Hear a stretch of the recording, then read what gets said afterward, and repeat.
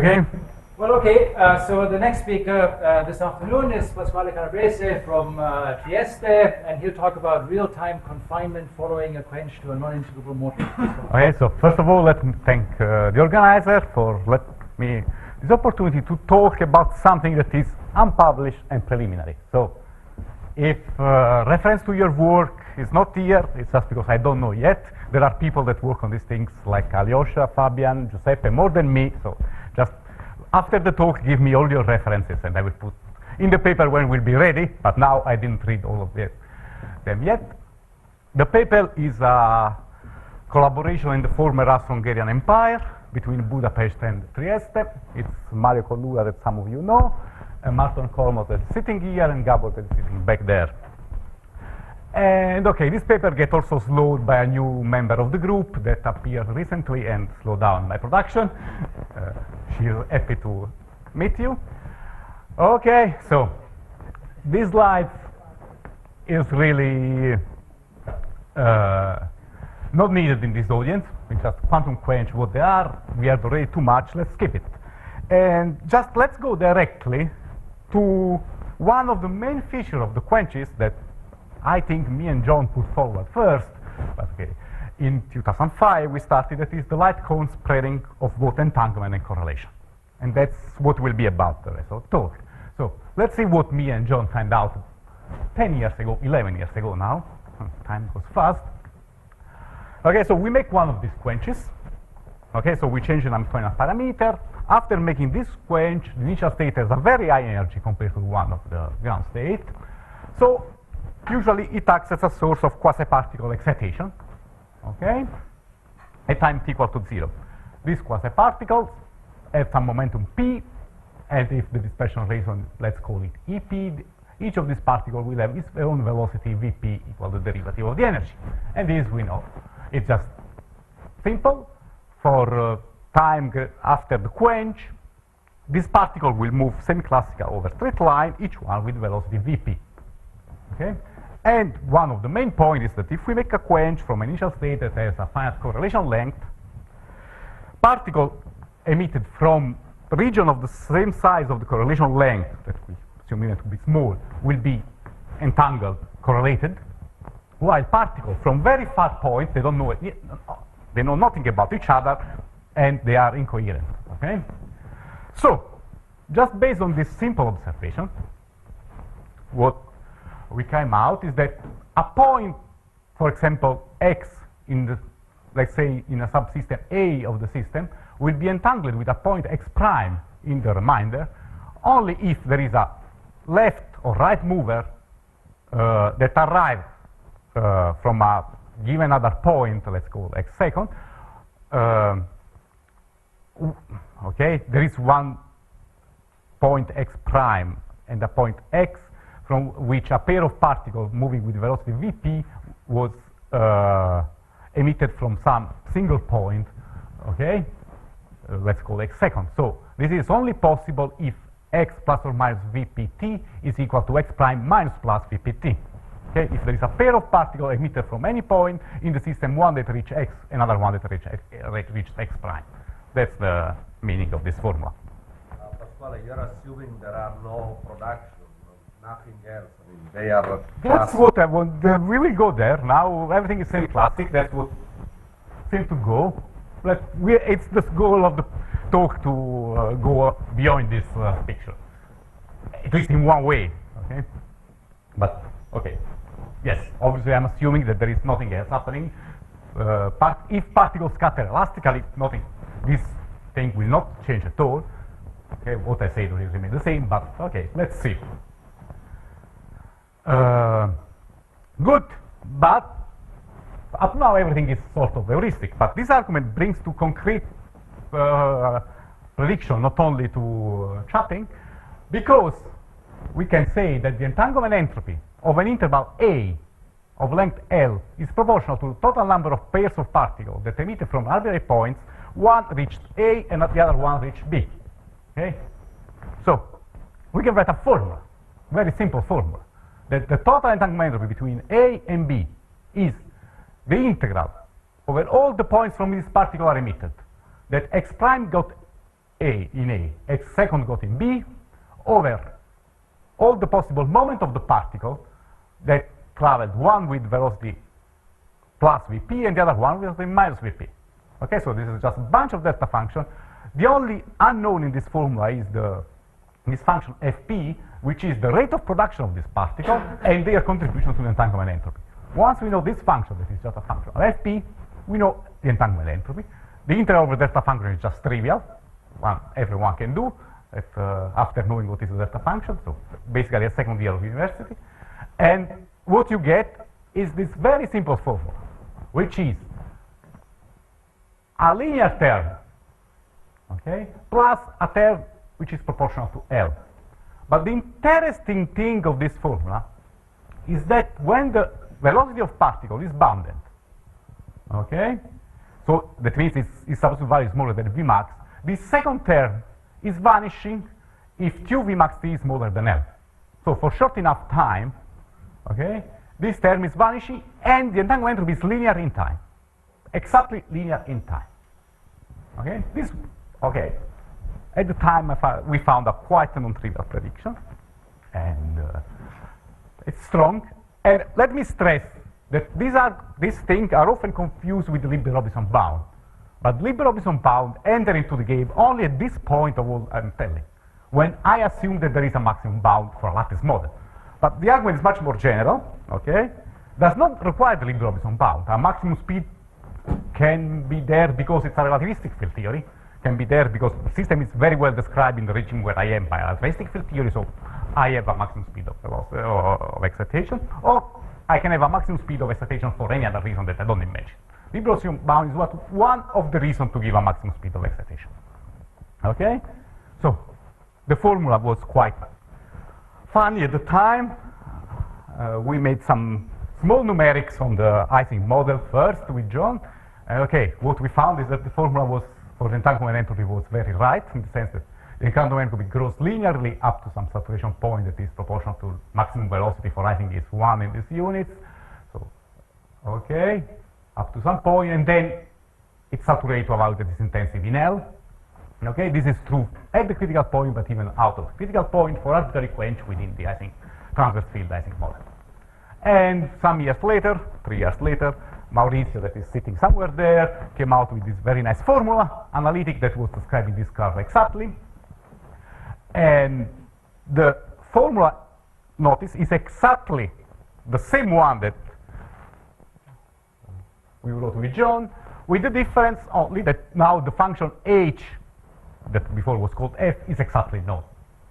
Okay, that's the main. But so this argument is so this object does not lead only to a qualitative behavior, but it's a qualitative prediction that is checked with the analytically, not only numerically. Okay, that was something quite nice. But this is just half of the story. This is the light cone spreading of the entanglement entropy. The entanglement entropy is a very important quantity because it's very clean. When you make numerics, when you make even exact calculation, you understand what is going on. Because degrees of freedom on several scalars, average, you don't have bad stuff cooking up that you don't know how to interpret. But the same light cone scenario is valid also for correlation. Okay? Even if it's a bit dirtier. So this is what we point out in 2006, 2007, always with John, and that each correlation function has some horizon. That it's exactly the same argument as before. Points at separation, let's say R, become correlated only when the first left and right particle originating from the same point first reach them. This means that if it exists a maximum velocity, kinetic correlation functions are frozen for t smaller than R divided q Vmax. Okay? So let's take as an example the Ising, always the Ising model in transverse field. In the ferromagnetic phase, that is a very nice plot. These are analytic formula that we derive with Fabian and Maurizio always.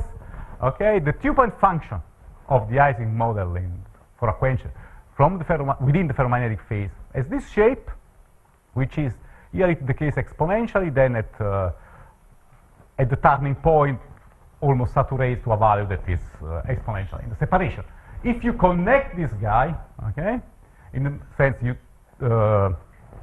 subtract the expectation value of the 1-point function, okay, what you get is that this correlation function is exactly 0 up to the famous T star R divided QV max, and then start moving from 0. In particular, keep in mind, just for later comparison, that this correlation function decay for short time, let's say before the outside the light cone, decay exponentially, which means that the 1-point function also decay exponentially because it's just the square of this guy. Okay? So the 1-point function of the Ising model within the ferromagnetic phase after a quench decay nicely and exponentially. It's a very nice and smooth curve. Nothing strange. Keep in mind for later. Okay? Now, all this is free. Giuseppe asked, they don't do anything. Someone else can ask, they don't do anything. Okay, people have been working on doing something. Many people, okay? Obviously, we have not, many people have not been losing time from 2005 to nowadays. Okay, I just plot 4 light cones from different people in Bose-Hubbard model that is non-integrable. These are initial work by Corina Collat and Andreas Lockley. Okay, more recent Bose-Hubbard model from another initial state, very nice, done by Giuseppe Carleo et al. In 2014. There was a very nice old paper for the Fermi model by Malman et al. And there is also a nice light cone done by Fabian and his numerical friends. But the number of light cones are infinite. We have seen some in the talk this morning. Where is in the experimental talk? We have seen this morning nice light cones. So nice cones have been observed everywhere. As I was saying, have been observed in numerics here and in the experiments. This is the first evidence of light cone experience, always in our beloved friends Bose-Hubbard model, which I repeat is non-integrable, so the quasi-particle interact, maybe not too much, but they interact. And there is this nice light cone measured in the experiment. People are searching for failure of this light cone. Obviously, when you have something nice, you always search to find the exception, the difference, something that goes wrong. And okay, there are some examples, but I would say are extremely bad shaking of the previous idea. Okay, the one that I am aware, maybe there are others, so if there are others, sorry if I don't mention, just tell me. The one that I'm aware are the one in the many body localized phase. This was pointed out by Joel, that is sitting somewhere in the room. Okay, and this was a very nice paper where he showed that the entanglement entropy indeed, that was the smoking gun much better than any correlation, first grows strangely, but then for a long time it starts growing when the model becomes interactive, so in the many body localized phase, logarithmically instead of linear. Okay, so this is in a linear log scale. Log time is logarithmic here, so this is a straight line in logarithm scale. It means it's a logarithmic. And there are some arguments, for example, the paper by Vosk and Altman. Some sort of log were seen even before, but this was the most clean and clear explanation of the problem. Okay, then. One minor thing is that I think it was 2012. 12 was your? Yeah. Sorry. Okay, 5 and 7 were still before. Yeah, in fact, it makes sense because Vosk and Altman explained your paper. Could not be. Causality is not broken. You are right. Okay. Another case where we would expect that light cone scenario goes completely bad is the system with long-range interaction. We had a paper by Fabian and Maurizio this morning also. Its slides were already prepared, so I could not add it. But there was this very nice experiment published last year, 2 years ago, by the group of, I don't remember exactly. Okay, it's in which they show that when you increase the range of an interaction, indeed there is signal. Actually, you see that there is some signal here. Maybe it's on the real picture on the computer you see much more clear than on the screen here. But there is some signal outside of the light cone. So obviously there is no light cone, but this was expected, and there were some numerical papers before that bring to this experiment. All this is not so surprising. Pasquale? Yes? Well, actually, there is another example which is famous, which is the particle current in the exits in the gapped phase. Mm-hmm. You don't see any light cone. It's a paper by, it was actually in the first paper in which they use real-time DMRG. Corinna Koll, Schwolvok, Gunther Schutz. But the paper is a local quench. Yeah, okay, but still there is no light cone. It's driving the energy, it's a local quench, it's quite different, I would say. Okay, but my question was going in that direction indeed. It's the paper of 2005. Yeah, I know the paper, but it's not really, it's not a global quench. There is an energy current behind that is exactly, it's this U1 symmetry that is breaking light. It's not where I want to go, let's say. See, our question was more or less, can we, with this scenario of quasi-particle, etc., cook up something that where the light cone is not so nice?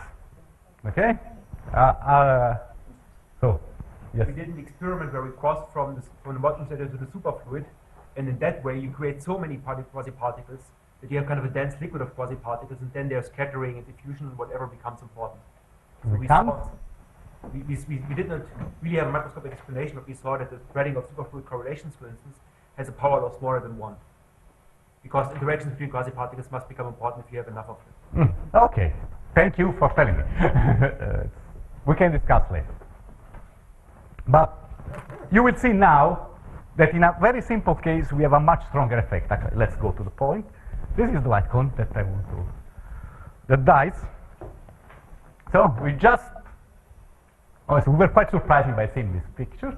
So we just consider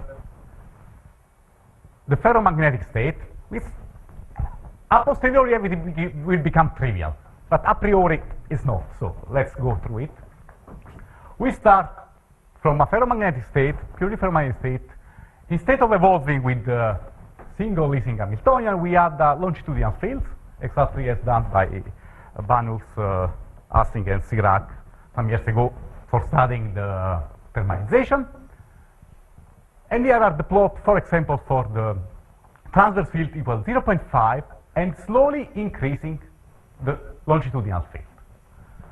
At zero field, this is the result by me and Fabian, just a very nice sharp light cone for the kinetic correlation function. You start increasing. Can I just ask, Banuls et al., the main difference was they considered large fields in order to be away from this regime. Do I remember this correctly? Or because they looked at the same model, no? Yes, okay, but they had large fields. No, you need correlation function at some distances. You need several distances, compare them, and you need quite long. They were interested in the long time behavior, and they didn't went to distance 50 to see the light cone, what happens, etc. Was not there. If they would have seen this, they would have seen it. But they were not interested in this behavior, so they didn't see it. But what I want to look this figure. From zero, already at 0.025, which is just nothing, you see that light cones start bending. At 0.05, 1 over 20, light cone is very small, just a very short time, and at 0.1, there is not light cone at all. Okay, so just it's dead completely. So what happens? It's easy what happens. It happens that in this Hamiltonian, in the ordered phase, there is confinement. As pointed out first by McCoy and Wu, there is a nice short review by Joe Bazin and Aloysius Zverik, and there is work by many people. I told already many people in this room. If you have some work, I'm sure 1/3 of the population of this room has paper in this field, just tell me, and they will be there. But for the few that don't know the story, let me tell what goes on. Okay, so this is the Hamiltonian. For zero longitudinal field, we all know it's free fermion with a given dispersion relation that we know. The point Hz equals 1 separates two massive phases. The one which we are interested is Hz smaller than 1, which is the ferromagnetic phase. And in this case, the massive fermions are nothing but domain wall, which separate domain of average magnetization given by the I think critical theory 1 minus z squared to the power 1/8. Now, what the longitudinal field does, and this is known since McCoy rule, not saying anything new, is to induce an attractive interaction between this domain walls. Attractive interaction that for small enough field can always be approximated by the linear potential. Okay? Which you can write as chi times absolute value of x. And chi, just work out from perturbation theory, is 2j hx times sigma average magnetization. So, in the presence of this field, the particle, the quasi-particle, which are the domain wall, do not propagate anymore freely, but they get confined into meson. Okay? It's the second time in a condensed matter conference that we have the word meson in the same day. It's quite funny, but it's what it is. Here we don't have baryons, at least. And you can see just the free, on the spins, the free domain wall, you know what it is. The bound state is just that this domain wall, when they are created, they cannot go farther than some distance because they attract each other. Okay? That's the picture. Now, this is the qualitative understanding. To make it quantitative, I will skip all your nice paper, sorry, and we'll go to this paper by Rutkevich of 2008, just because it makes exactly what we need. Obviously, all the paper you wrote build up to this, okay? And it's a very simple approximation that is quantitatively very good, let me say. Maybe many of you know, maybe not, but let me say just what Rutkevich did. He considers two fermions in one dimension, with Hamiltonian given by the sum of the single dispersion relations, and we will use the dispersion relation of the Ising model, okay, of the transfer field Ising model, plus this attractive interaction. If you go to the center of mass and relative coordinate, you can write this as an energy that depends both on relative and total momentum, plus the interaction there. The relative, the kinetic part is just given by this simple formula. Okay. Now this equation can be quantized at both Sommerfeld. Okay, just to integrate, you find how many energy, how many mesons you have. Actually, what are now that is obvious that the number of and the energy of the meson depends on hx, hz, hx enter in the interaction, while hz enter in epsilon, the energy of the mode, and theta, the total momentum that is just quantized as 2 pi over m. Okay, so depending on this value, you can have different number and different energy. One of the most important things, since the epsilon function, the quasi-momentum, is where it is the chalk. This epsilon is done like this, as all of you know. When you sum two of them, you can get either as 1 minimum or 2 minimum. This is the most important thing. When you get 1 minimum, you obtain 4 meson, always 4 meson, and the energy are given by this equation that is a Bohr-Sommerfeld equation, you can see. Just work out the algebra of semi-classical quantization and you get this. Okay? We then go in 1, 2, 3, 4, 5. And the turning point that appear here, obviously, is the solution that the energy is equal to the energy to your dispersion relation. So these are the turning points, semi-classical, you know, you have this potential, you put particle, you have the turning point that are there when the energy function is equal to the energy that your particle gets. Okay, so when you have a single minimum, you get 4 meson. When you get 2 minimum, you get 3 meson, but 2 of them are degenerate. Decide you if it's 2 or 3. It's not really just convention how to call them. And the equations are given by this formula. Okay, so these are for two different particular value of the various parameters, and this is the kind of approximation we will use. So how consistent is it to use this non-relativistic potential when you're using a relativistic dispersion relation? I'm using a non-relativistic dispersion relation. Well, no, that's exactly the point. I want to describe Ising model. Aren't you looking at the linear part of the dispersion relation? No. That will fit exactly in the work that many other people have done. I want to stay deep in the ferromagnetic phase where the confinement is strong. Okay. If you remember the plot that I want to explain value of hz that is 1/4. Okay, so much below 1. You're So yes, I'm looking to this guy. So everything is non-relativistic. everything Yeah, so I have another question. I mean, so in principle, what you're describing here, that's at zero density of your. Well, this is approximation. It's not No, exact. it's at zero. It's at zero. It's like two It's domain particle. modes exactly. And the quench, you have a finite density. But so are you telling me in the regime you're trying to describe the density? I'm telling you, this is the approximation. I can make calculation. I will show you on exact diagonalization how the spectrum is well described in the case we are, and then I say, let's think why. Okay, this is already a root chemist state. It's a Fabian, strong this is about the spectrum. Then density is a different story. This is about the spectrum of No, the but why the spectrum works well at finite density? I agree with him. It's a rude Making a very approximation. simple point. Okay, so at the quench, you work at finite energy density. Okay. Okay, it's not And this is at energy density 0 over the ground state. Sure, it's the excitation, it's the spectrum. Then you have to populate this mode. Well, let me ask Fabian's question in a different way. Once the bound state energy exceeds the two bound state continuum, this approximation presumably breaks down, Yes. and you're going to have decays, but you're going to say those decays are very weak. Yes. That's the regime in which we are. But since there are gaps, because we are in the gap phase, these things are very up in spectrum. But once you're in the C, I mean, once the bound states, the Let- higher end let- bound states. Let me show you the spectrum and you will see if you are happy with it or not. It's the best way to deal with. Okay, so this is, first of all, let's be clear to everyone. This is an approximation, okay? And it's a comfortable approximation because it's taking into account everything. It's a non-integrable model, no one knows what to do, okay? Or we buy this kind of approximation or we don't do anything.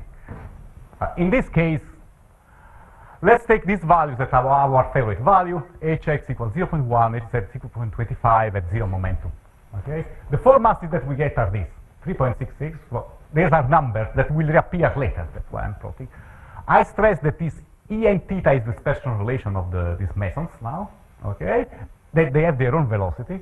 And one thing that is important is that, you see, this dispersion relation gets flatter and flatter with the increasing of the particle of the masses, as usual, but they get really flat, and the maximum velocity goes from 0.27 to 0.004. Okay, this is very little, compared to the velocity of the domain wall that in my normalization is 1/2.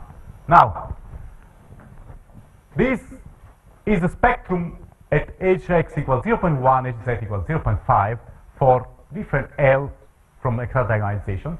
Okay, these are the one particle, or the first meson one particle state. Okay, these are the second meson one particle state.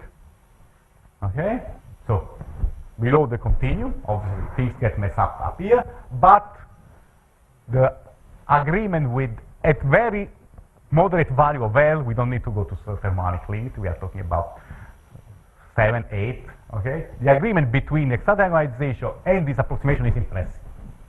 Okay? So we didn't make this approximation. This impression is root average, but this we just need some frequency to.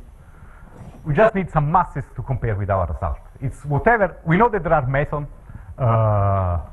Okay, if this masses is 3.6 or it's 3.5, honestly, it's not really what we are looking at now. Okay, but we need masses that are 4. This remain exact when you take finite density. Everything remains qualitatively the same and quantitatively very precise. Yeah, but I don't believe. I mean, so look. I mean, so these are short. This I can show you even expectation value of correlation function where you can see a couple of masses in equilibrium. Well, but More than that. yeah, but at finite energy density, I'm not even sure this picture should apply at all. I need some rough value to give this mass what it is. It's 3, 10, 20, or 50. Okay, that's what I need to make some quantitative, to describe at least qualitatively what is happening. If I want to do that, okay, then I stop. I have the exact data from the MRG. So why I don't from this to interpret that we are seeing confinement and not some other physics. I want to have some numbers to explain the data. That's the point. Some rough numbers to explain the data. Nothing more than this. This is approximation, It's, there is nothing exact here, just rough and Pasquale, if I understand correctly, you take just the Hamiltonian with H, the longitudinal fields, you compute the spectrum of these guys, right? yeah. So we are talking about the spectrum. So I disagree with Fabian and with This, the density with spectrum. Disagreeing. So it's the spectrum, and then you employ this to see what kind of effect has on the dynamics. Is it correct? No, he's computing the low energy. Yeah, the I'm computing low the energy. masses of the particles. Low That's what I'm energy, yeah. interested. Of the low energy spectrum, Yeah. and he's assuming and he's ignoring the fact that the model is not integrable. Yeah. Obviously, else I would. Just, and you're assuming that the high energy states can be exactly described No, I will not. I want to have just. as low energy spectrum. No. What we are, I want to have, in fact, here there are only the one particle states here, not two particles, three particle states, they will never be described by this. I want to have some rough estimation of these masses. Okay, the order of magnitude even of these masses. Okay, there are bound states, there are this meson, the pi meson I want to know if it's 135 or 1000 GB. That's what I want to know. In my unit, I want to know this meson has mass around 4. I'm more than happy with this. But the point is that at high energies you will get some soup of these particles where the individual ones will probably be. But what I want to tell you that in this picture you will see this masses. Let's If you allow me. Exactly. I mean, I think. Okay, so let's see. This is a typo there. I mean, magnetic field is 0.5 here and 0.25 there. Yeah, it's different. Just to show that things, this you can do for anything. It's just. Okay, so back to quenches now. What happens if there are mesons in the spectrum of the post-quench Hamiltonian? Okay? Psi 0 is still a source of quasi-particle. Pairs of quasi-particle move in opposite direction. That's true still. But moving away these quasi-particles that interact, okay, they feel the attractive interaction. Okay? Because they are. So the interaction will eventually turn the particle and start an oscillatory behavior. So what you expect is something like this. Instead of the light cones, particles go back and forward semi-classically. This is what is a meson in practice, semi-classical. Okay? That's how the picture of before is modified by the attractive interaction. So that's why we are seeing this confinement of light cone. But can we see this feature quantitatively, not only qualitatively? Okay, we see the light cone that is not there anymore. Can we have some numbers to see it's really that and not it's some other part of the physics? Let's start by looking at the one-point function of sigma x. So one-point function of the longitudinal field. I remember you that. Pasquale, now you're trying to see the masses. Now I look at the one-point function of sigma x. Let's see what happens. One-point function of sigma x that I remind you in the integrable case just decay exponentially and nicely. Now make this mess. Oscillates with several frequencies. Okay?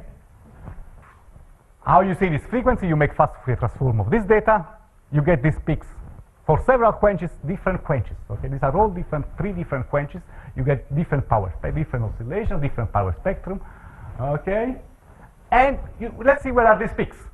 These peaks and this line here report the masses and the difference of the masses, some difference of masses, calculated with the approximation of root Greenwich. That's what I'm doing. I'm plotting the power spectrum of these and the masses obtained with the previous approximation. Approximation is rude, yes, maybe it was not 3 point, this point here is not 3.7, maybe it's 3.5, I don't know, but the behavior, the number of masses and where they are, it's extremely precise. Okay, now, that's what I meant. I don't want to know, this is clearly a bit different, here it's a bit on the other side, fine. Okay? It's not, nothing is exact, but the number of masses and where they are, it's quite impressive. Can you estimate in the French you are making the density of these objects? I mean, of these mesons that you're creating? It's large, obviously. It's, I would try to estimate the ratio between them, but it's. see, if it was small, that's what I was asking before, then I would understand why this works. But if it is large, I find it a little bit difficult to understand why it would work. You see, if it's small, it should work. It's like a virial expansion in that case. No, I think density is probably high, but since everything is very massive, you don't create the 2-particle, 3-particle state. You don't create many of these. But okay, this is something we can discuss. Okay, by the way, I presenting this is preliminary, nothing is finished. I'm here even to hear suggestion, so this is one of them. Can I just ask, it says there versus ED versus LE? No, this I want to show, yes. The points that you see here are ITBD, means matrix product space calculation, while the straight line are exact diagonalization. As you see, finite size effects are really minor, almost useless. Okay? It's a gap model out of equilibrium for a time scale quite long, but not too much. Everything it's... Oh, it's the point also, one of the messages for this, you don't know the exact solution because it's non-integrable, but you need very little to describe them. This is Martin exact diagonalization with Mathematica, nothing, not rocket numerical science. Okay, so,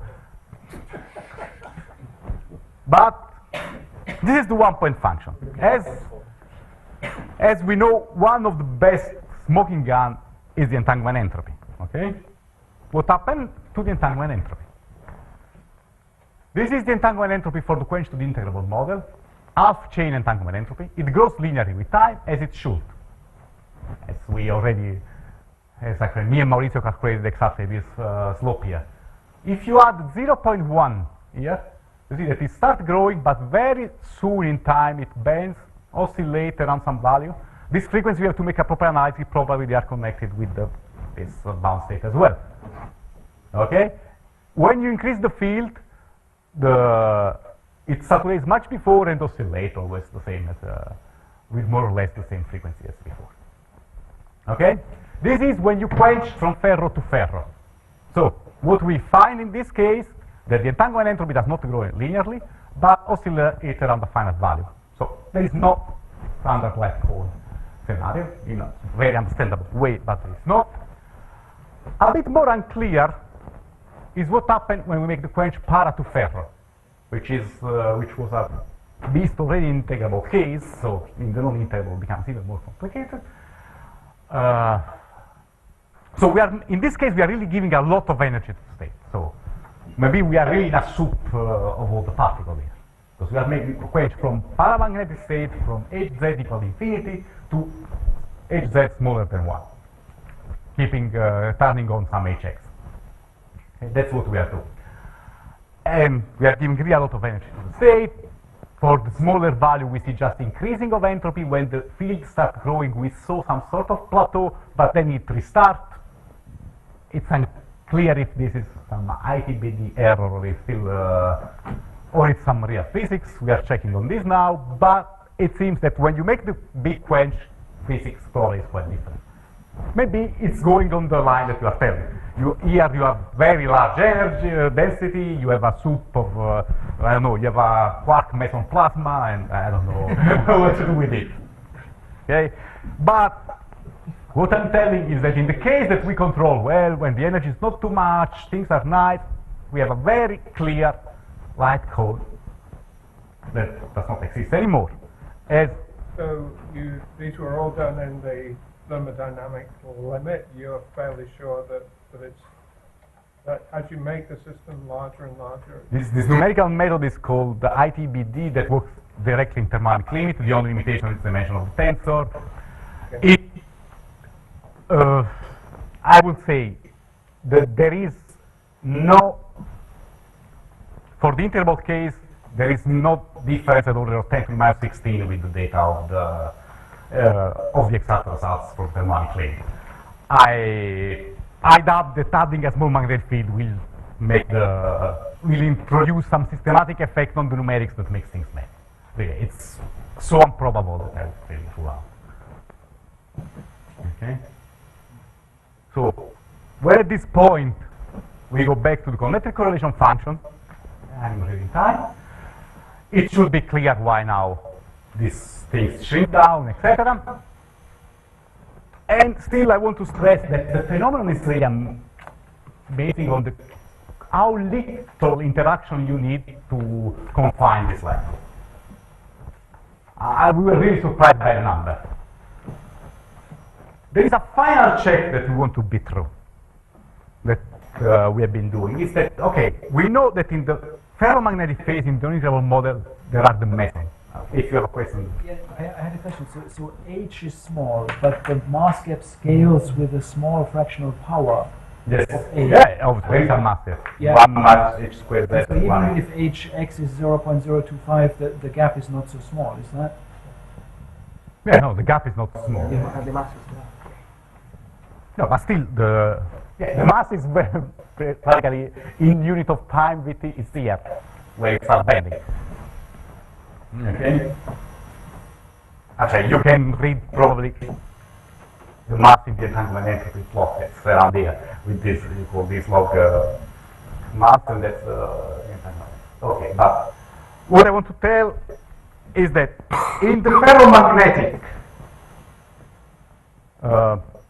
phase of the Ising model, non-integrable, we know that there are these mesons.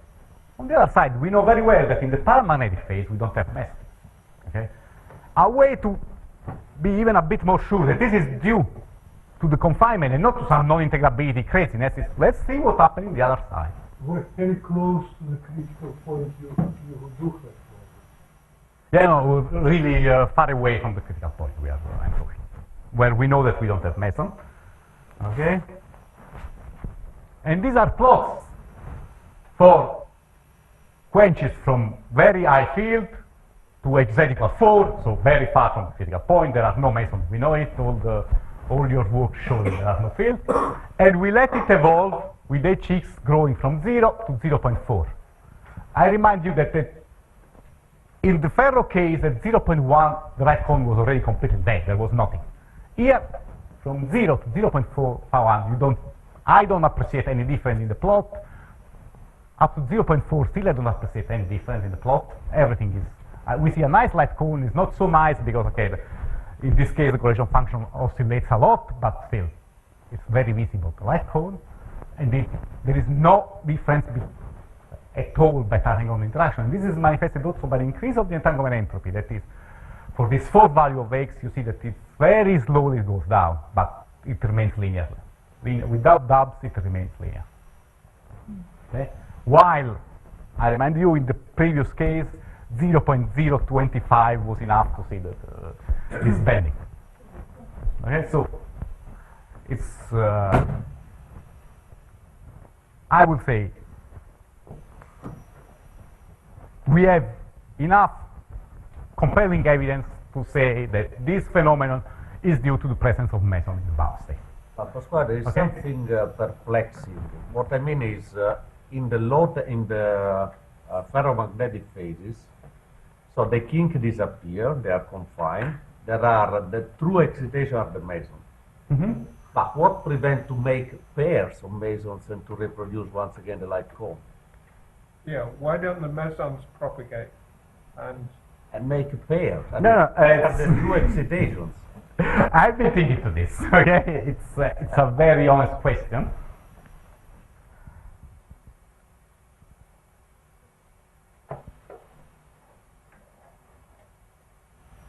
The point is probably that we are taking initial states, like factorized states, initial state of the Ising model without the longitudinal field. Okay, so these states are states that you have been working even much more than me with, and Spiros has been the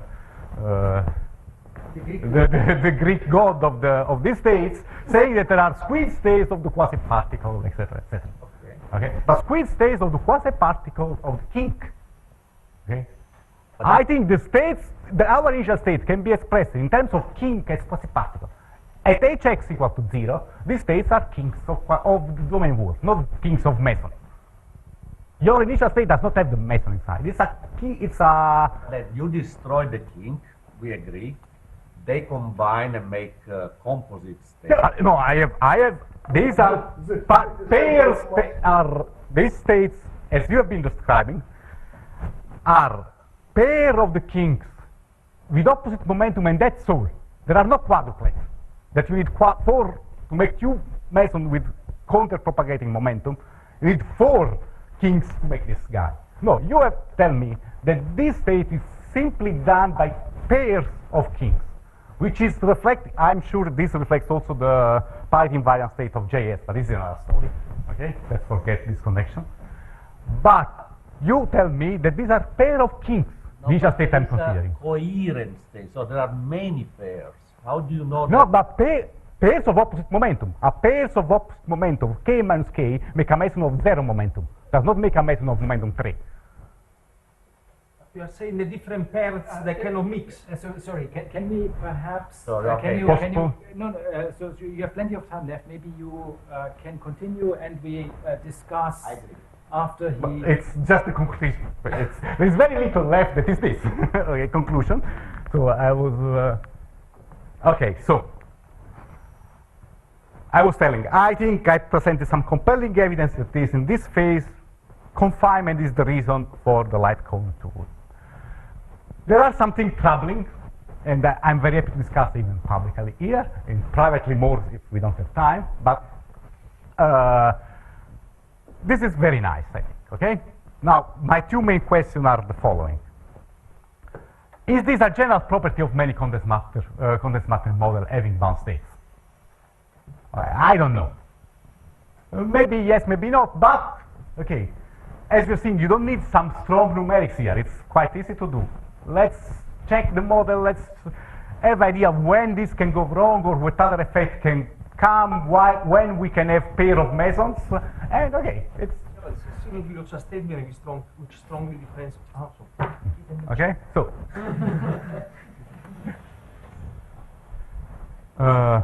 and then other things. Is it true in higher dimensions? For example, in QCD, and one could speculate if there are these affecting quantum plasma, where everything is out of equilibrium.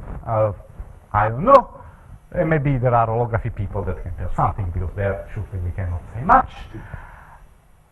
And still, I think that this is one of the first examples where, honestly, a short-range model with no strange thing, no many-body localization, no long-range interaction, no energy current, no strange symmetry protecting something, shows that the light cone can be confined. Okay? That, I think, is a quite honest statement. Then, how general it is, etc., these are my questions. Okay? But I will conclude here, and I see that there are many questions. So. Thank you very much. First of all, I think we really appreciate this kind of talk because it will generate lots of discussion. So the obvious modification of this picture, just tilt them, tilt this pair of lines. Yeah. And that's what Giuseppe is saying. Yeah, I think, but I agree. So, my point of what I was telling Giuseppe, I should tilt this. But the initial state, which is the ground state of one of the integrable Ising chain, okay, is a state that is composed by pairs of domain 1, and only pairs of opposite momentum. With pairs of opposite momentum, I make a meson of 0 momentum. I cannot tilt that. If we take a state, maybe the ground state of the transverse field with longitudinal field as in model at h x equals 0.5, somewhere else, I can tilt this thing. Well, Giuseppe and then John. I want to comment that it looks to me very initial state dependent, because you could hook up states where you could see once again light cone. I would say, because it will make pairs of mesons. And I agree, but it's not a crazy ground state that I'm taking. I'm taking a ground state that has been the ground state used up to now. Since you do not have unconfined phase. It's possible, yes. Well, yeah, I just wanted to point out that that you're not saying that if we start with a universe of quarks, then we don't get propagating mesons. No, obviously. When we go through through the confinement phase transition. So it must be because you're starting from a special initial state. Yeah, but it's, I repeat, it's a special initial state, but it's not crazy at all. It's something really standard and that we have been using all time. Right? So, it's when we make the integrable model, these are the only state we consider. Right. Okay, so it's well, you could, for example, start from a state which had a small hx, which was not integrable, and already had them propagating, already had some mesons, then increase hx, for example. Yeah, in this case, probably we will see the tilting of these lines, as Alyosha is saying. This is checkable. This is nice. Okay, nice thing of all this is that we can speculate whatever we want and then go to the computer and do it. Okay, so Andrea and then Maurizio. So, Pasquale, in principle, I mean, you could, I mean, the light cone, it also shows up when you start the response functions. So, you do the quench, and then at a later time you excite your system and see what happens. But now, what happens in this case? So it also depends a bit on the response function to which operator you look at, because so it might be that even if you have this kind of bound state. In the model, you know, you have two operators, and they can make much. But in general, you might still have. That, by the way, one of the two operations is so boring that it's not even worth to look at. The terminal number. So it remains one operator for the ASIM model. For our model, in general, what is the relationship between what happens to the light cone due to the excitation due to the initial state and what happens when you study the response to an operator? I think the response will be like the correlation function for more or less as a consequence of the Fabian theorem, no? Fabian theorem? On the generalization of rotation dissipation theorem.